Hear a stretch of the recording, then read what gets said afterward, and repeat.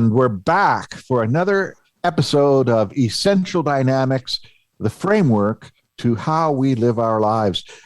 I am looking forward to this discussion. Derek, are you there? And how are you feeling? Reed, I'm feeling really good. I'm going to say blessed. Blessed to know really, really interesting people, really eloquent people who've taken the time to talk to us over the past several weeks. Oh, I think I can see why you feel that way. I think that's right on the nose. I have been inspired and moved by our guests, and I want to talk about them a little bit. Going back, we've had this. If we could make this a recap episode, I'd sure appreciate it, because I'd like to talk about Jeff and Alex and Ellen and Katie and Greg and Glenn, and really reflect on some of the lessons that we've learned and how we go forward. Yes, let's do that, because they've been just kind of coursing through my mind as I'm processing the wisdom bombs that got dropped. Yeah, in all these episodes. You know, one thing I've noticed in the past 6 episodes is we've talked a lot about. Well, you think about Katie having been what we would consider cut down in her early 20s and becoming a what is it, quadriplegic? She still has some use of her arms. Yeah, she described it as C7 quadriplegia. Okay, so chest down kind of thing. Yeah, and kind of injury that would affect not only our bodies but our minds considerably if it would happen to any of us.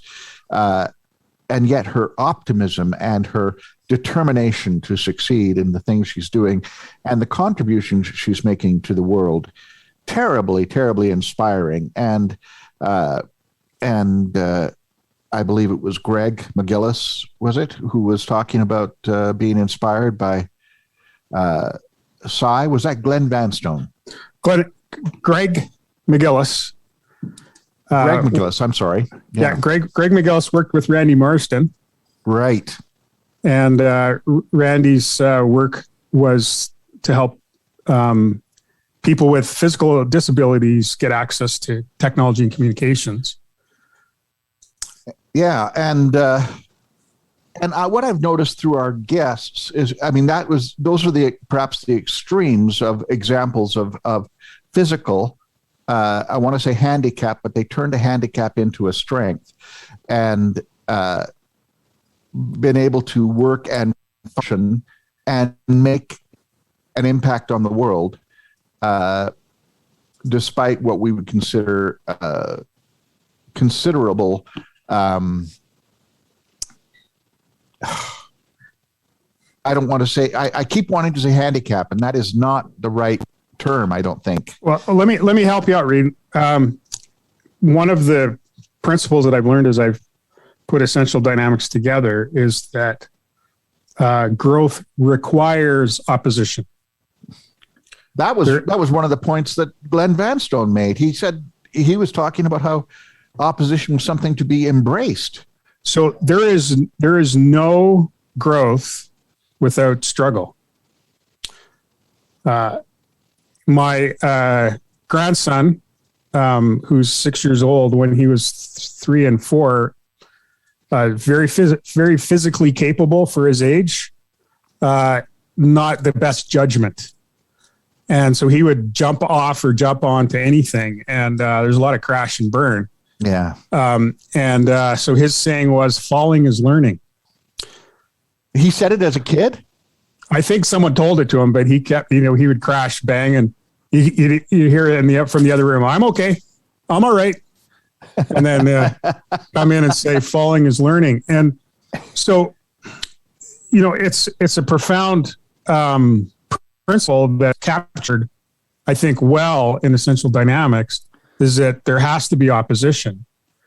And, for muscles to grow, they have to be stretched. For character to grow, it has to be stretched.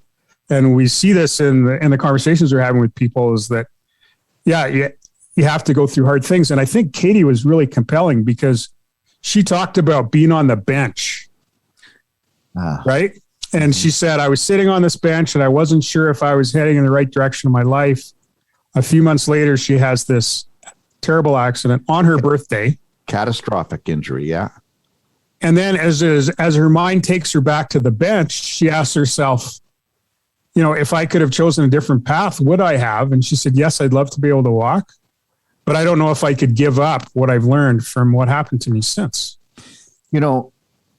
I so appreciate you bringing that up, because that is a dramatic example of what many of our guests are telling us. I mean, she has a physical story that we are riveted by because of her experience. But all our guests are essentially saying, I had a challenge, I had a setback, and then I had to adjust or grow. I remember, Greg McGillis told us that he was just stunned by a termination he didn't see coming in work, and it turned out to be the impetus to his rearranging his entire career. And everybody has had some measure of disappointment or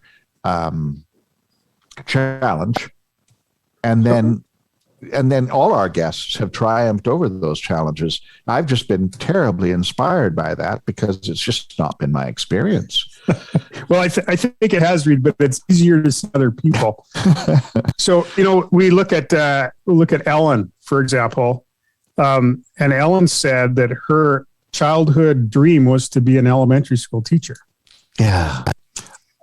And, Ellen is, and we talked about it a little bit, she's just so wise, and she's able to balance, the needs of the organization with every individual case. And she talked about that.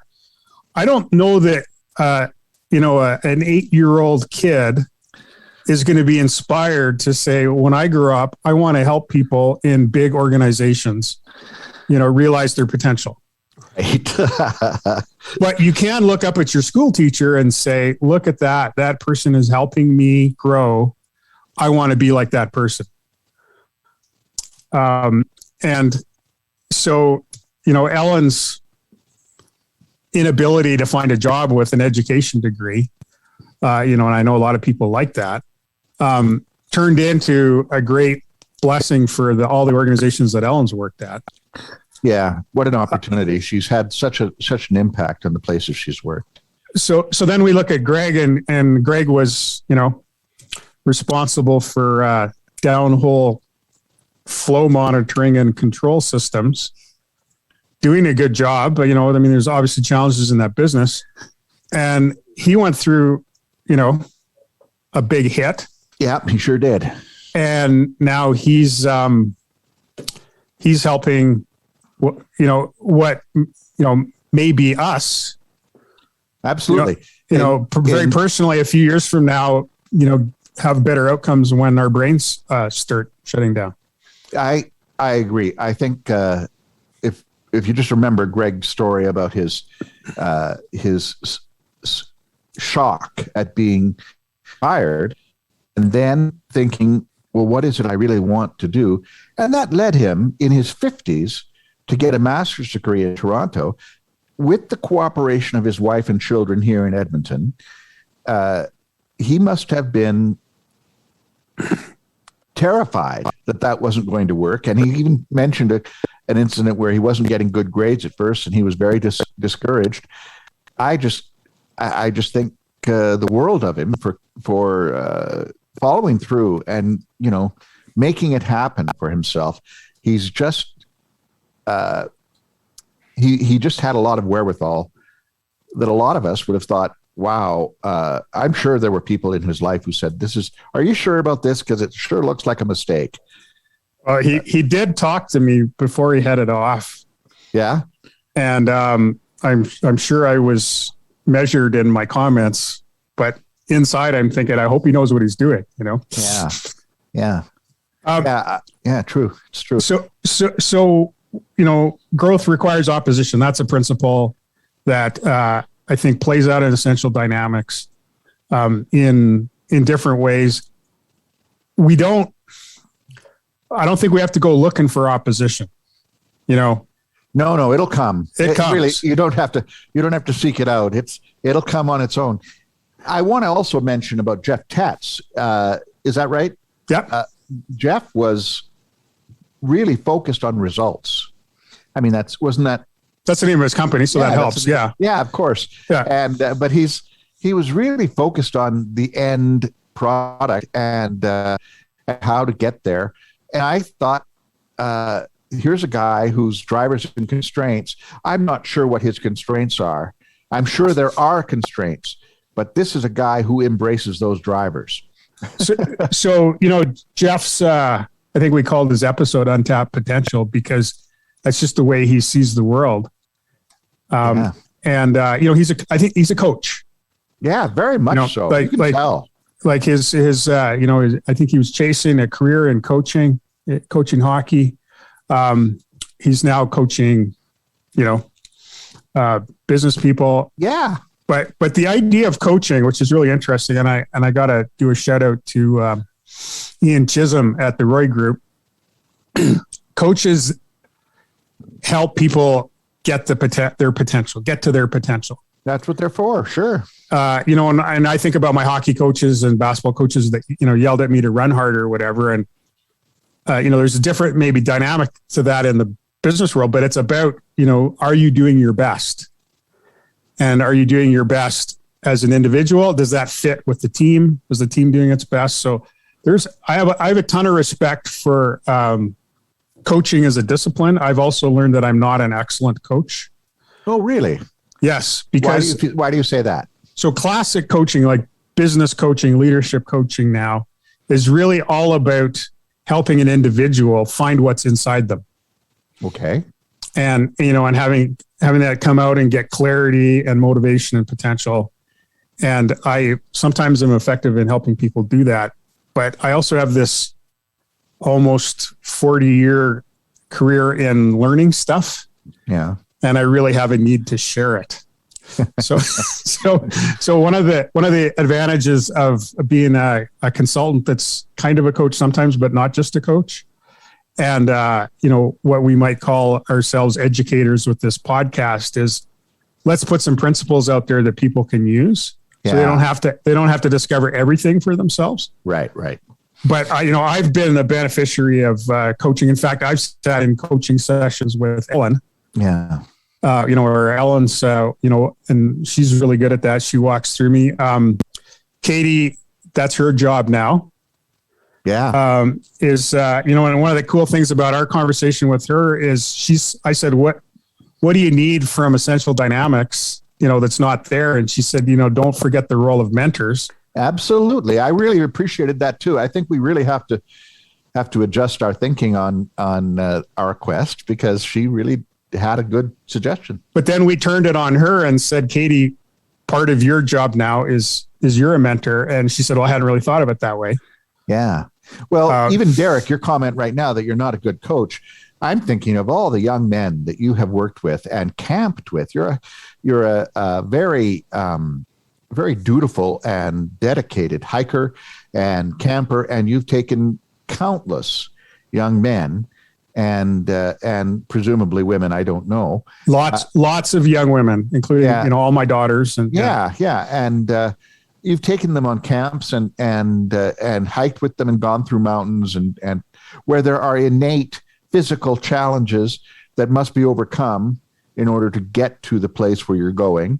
It's just I think of you as a coach in that sense, and I think of you as a coach in your career as a consultant. I think of you as a coach here on this podcast, because you are encouraging people to be their best. You encourage me, although you have not been successful with me. I think you are a coach, and so well, thank you. I just don't fit the definition, but that's fine. Most of us don't fit all the definitions that are placed on us anyway. Hey, do you want to talk about some of our other guests? See if we can tie some stuff together as we run out of time here. Yeah. I think a common theme throughout them is what works as a person. What works. They were trying to individualize not only our framework, but their philosophies of life, and apply it to individuals. So Lindsay talked about that. Jade talked about, figure out where the child comes from. Katie says people are messy. And then Alex kind of lays out the principle, which is context is important. And yes, you remember he said, you can tickle your grandkid and it's good. You tickle someone on the bus, you go to jail. I learned that by hard experience. Yeah. Yeah. We would really like for things to be simple and predictable. And they tend not to be, especially with people. Yeah. And so we need to do the work to understand, kind of where people are coming from. That's how you're a good coach. That's what leadership really is. Yeah. Is helping figure out where people are coming from. And, Alex, I thought it was a really interesting example that Alex shared, that teenage girls in Canada play sports. Teenage girls in Scotland don't. Isn't that interesting? And then at age 50, Scottish women are having heart problem and Canadian women aren't having heart problems. Yeah. And so what you do to help Canadian women be more healthy wouldn't fly in Scotland. Yeah. So what does work? So that I found that interesting. And then, the last conversation that we had last week with Glenn Vanstone, Glenn is taking this stuff where we've been talking about kind of personal, and he's pulling it back to the economy. Yeah. That we live in. Right. He's applying it with a broad brush. And what he's saying is that, I think there's a book to this name, What Got You Here Won't Get You There. And you still have to step back and say, what's working in this situation, whether you're a supervisor of 3 people or you're trying to take a company that used to work great because of what was going on in Alberta's oil patch and now has to face a new reality. I don't know. My mind's kind of blown. What else did you pick up, Reed? Well, I have to say I'm impressed with the people you know. I thought I was your only friend, but apparently you have a vast company of people to choose from, and they are all incredibly interesting and bring a lot to the table. Many of these people we have to meet again. I feel like I have just met interesting people suddenly, and I need to know more about them. And I hope our listeners on this podcast have enjoyed and appreciated as much the lessons that we have gleaned as we have. I hope that's been useful, and I would like to hear from them if they have some thoughts or comments about these podcast episodes that we do. Derek, if they wanted to comment, where would they do so? Reed, thanks for sharing that. And I think I want to make this episode the call for engagement episode. Yeah. So thank you. So DerekHudson.ca has my information. There's not a chat there, but my email address is there. And okay. We'd welcome comments. And let's get started talking about what people are picking up from what we're saying, and particularly what our guests are saying. What I find interesting is that Essential Dynamics is holding up, at least as a conversation mechanism. Right. It does. It's a good framework to start a conversation, obviously, because we've done it now 40 times. So I do appreciate that about your framework, Derek. And the other thing is, it's not a stretch to ask people about their quest. That's right. And boy, do they like talking about them. That's really true. And I love listening too. When you frame it that way, just fascinating people doing fascinating things. Absolutely. Well, thank you, Derek. Derek Hudson in the studio here with me. I'm Reed McCollum, and for Bryn Griffiths in the studio as well, our engineer. I just want to say until next time, consider your quest.